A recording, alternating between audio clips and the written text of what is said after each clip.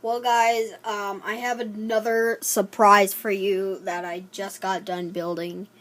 And I wanted to show it to you guys because I think it looks so cool. And I think it just looks really cool. And I thought I better show it to you guys on YouTube. Isn't this just the coolest thing?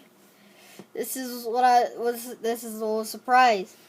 I literally built a thing that holds my bass knob. Isn't that cool?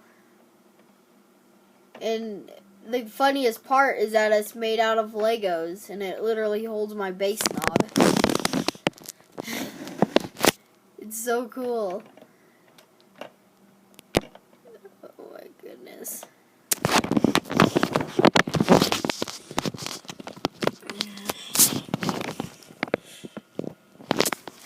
Just chilling up here on my Leviton amplifier.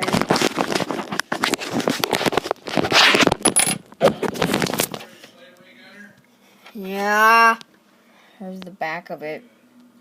Wire goes in right there. It looks so cool. Well, guys, if you like this video, don't forget to hit that like button. Also subscribe, helps out a lot, and see you guys in my next video. Bye.